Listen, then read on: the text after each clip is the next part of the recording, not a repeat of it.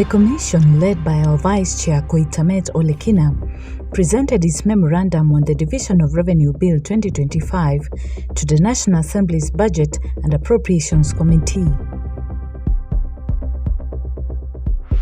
This is in line with its constitutional mandate under Article 216(1) to make recommendations concerning the basis for equitable sharing of revenue between the national and county governments.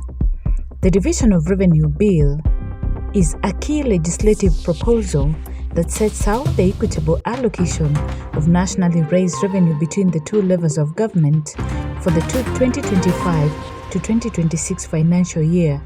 The bill was published on March 12, 2025 and tabled for its first reading in the National Assembly on March 14, 2025. The key allocations proposed in the bill are total shareable revenue, Kenya shillings 2.835 trillion, national government allocation 2.419 trillion, county governments equitable share 405.1 billion, which is an increase of 17.6 billion from the previous year. Equalization Fund 10.589 billion, and this includes 7.853 billion for 0.5% allocation and Kenya shillings 2.737 billion in arrears.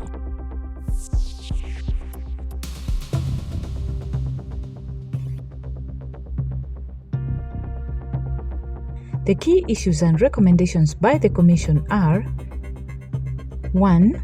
Correction of constitutional references. The bill cites Article 203(2) as the basis for equitable sharing between the two levels of government. The Commission recommends replacing this with Article 202(1), which correctly provides for the equitable sharing of nationally raised revenue. 2. Decline in county allocation share. The Commission noted a decline in the county government share from 10.4% in 2024-2025 to 9.3% in 2025-2026 financial year, even as the share to the national executive increased. The Commission reiterated its recommendation for county governments to receive 417.4 billion and the national government 2.409 trillion to uphold the spirit of devolution and support counties in meeting their growing financial obligations. 3. Mischaracterization of national interest. The Commission expressed concern that the bill equates national interest exclusively with national government priorities, but national interest programs can be implemented by either level of government in line with the principle of subsidiarity.